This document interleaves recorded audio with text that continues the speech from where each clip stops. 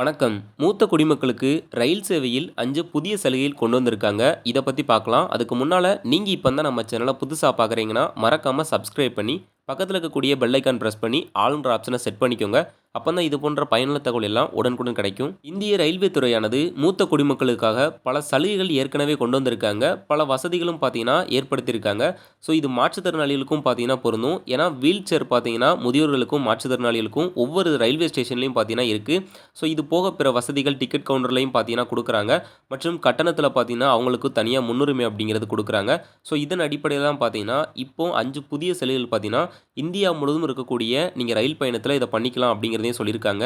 ரயிலில் மூத்த குடிமக்களுக்கு சலுகை. உலகின் மிகப்பெரிய ரயில்வே நெட்வொர்க்குகளின் அடிப்படையில் இந்திய ரயில்வே 4வது இடத்தில் உள்ளது. பயணிகளுக்கு வசதிகளை வழங்குவதில் இந்திய ரயில்வே முன்னணி வகிக்கிறது. அதுவும் மூத்த குடிமக்களுக்கு ரயில்வே பல்வேறு சலுகைகளை வாரி வழங்குகிறது. ரயில்வே மூத்த குடிமக்களுக்கு வழங்கி வரும் சலுகைகள் குறித்து நம்ம தெளிவா பார்க்கலாம். ரயிலில் ஸ்லீப்பர், ஏசி 3 டயர் மற்றும் ஏசி 2 டயர் பெட்டிகளில் 60 வயதுக்கு மேற்பட்ட ஆண்களுக்கும், 58 வயதுக்கு மேற்பட்ட பெண்களுக்கும் லோயர் பெர்த்துகள் வழங்கப்படுகின்றன. இதனால் அவர்கள் ஏறுவதிலும், இறங்குவதிலும் எந்த பிரச்சனையும் ஏற்படாது. டிக்கெட் புக் செய்யும் போதே அவர்களுக்கு லோயர் பெர்த் வழங்கப்பட்டுவிடும். ஒருவேளை ரயில் புறப்பட்ட பிறகு ஏதேனும் கீழ் பெர்த் காலியாக இருந்தால் அது மூத்த குடிமக்களுக்கு வழங்கப்படும். சக்கர நாற்காலி வசதியும் உண்டு. இந்தியாவில் உள்ள பல்வேறு முக்கியமான ரயில் நிலையங்களில் மூத்த குடிமக்களுக்கு இலவச சக்கர நாற்காலிகள் வசதியும் உள்ளது. ரயில் நிலைய நுழைவாயிலிலிருந்து நடைமேடைக்கு நடக்க சிரமப்படும் முதியோர்களுக்கு இந்த வசதி பயனுள்ளதாக இருக்கும். மேலும் மூத்த குடிமக்களின் பேக்குகளை எடுத்து செல்ல போர்ட்டல்களும் உள்ளனர். பேட்டரி வாகனங்கள். நாடு முழுவதும் பல்வேறு பெரிய ரயில் நிலையங்களில் பேட்டரியால் இயங்கப்படும் கார்கள் இலவசமாக கிடைக்கின்றன.